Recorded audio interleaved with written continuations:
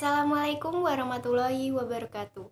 Perkenalkan, nama saya Putri Adinda Maharani, NPM 230-327 dari Prodi Akuntansi Syariah kelas A. Di video kali ini, saya akan membahas tentang kombinasi bisnis. Yang pertama, pengertian kombinasi bisnis. Apa sih yang dimaksud dengan kombinasi bisnis? Menurut standar akuntansi keuangan, penggabungan usaha atau business combination adalah penyatuan dua atau lebih perusahaan yang terpisah menjadi satu entitas ekonomi karena satu perusahaan menyatu dengan perusahaan lain atau memperoleh kendali atas aktiva dan operasi perusahaan lain. Dan menurut PSAK 22 tahun 2010 merevisi PSAK 22 tahun 1994, transaksi kombinasi bisnis terjadi ketika entitas memperoleh pengendalian atas entitas lain yang berupa bisnis. Jadi, kombinasi bisnis adalah suatu transaksi di mana suatu perusahaan memperoleh pengendalian atas satu atau lebih perusahaan lain. Tujuan utama dari kombinasi bisnis yaitu meningkatkan profitabilitas, tetapi banyak perusahaan dapat menjadi lebih efisien dengan mengintegrasikan operasi. Yang pertama, horizontal. Horizontal adalah penggabungan perusahaan dalam lini usaha atau pasar yang sama. Yang kedua, ada vertikal. Vertikal adalah penggabungan perusahaan yang dalam usaha masing-masing berbeda, tetapi berurutan, atau produksi atau distribusi. Yang ketiga ada konglomerasi. Konglomerasi adalah penggabungan perusahaan di mana masing-masing usahanya tidak saling berhubungan dan beragam.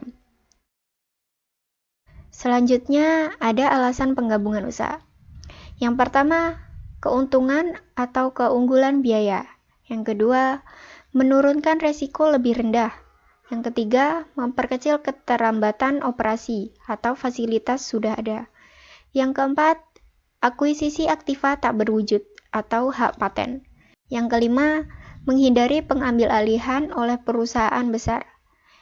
Dan yang keenam, atau lainnya, keuntungan pajak atau alasan pribadi.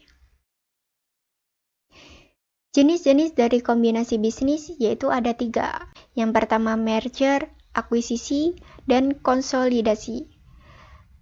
Yang pertama, ada merger atau penggabungan. Apa sih merger itu?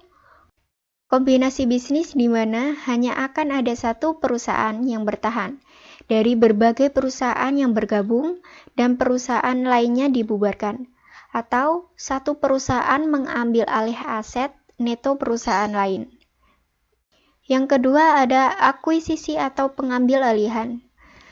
Terjadi ketika salah satu perusahaan mengambil alih semua operasi dari badan usaha atau entitas lain, dan kedua perusahaan tetap beroperasi. Satu perusahaan membeli atau mengakuisisi lebih dari 50% saham perusahaan lain.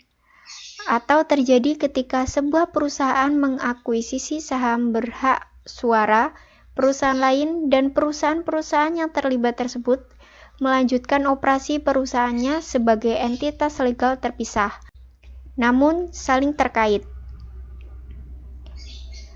Dan yang ketiga ada konsolidasi atau peluburan. Terjadi ketika sebuah perusahaan baru dibentuk untuk mengambil alih aktiva dan operasi dari dua atau lebih entitas bisnis yang sebelumnya terpisah. Atau satu perusahaan baru dibentuk untuk mengambil alih aset neto perusahaan lain. Sekian, terima kasih.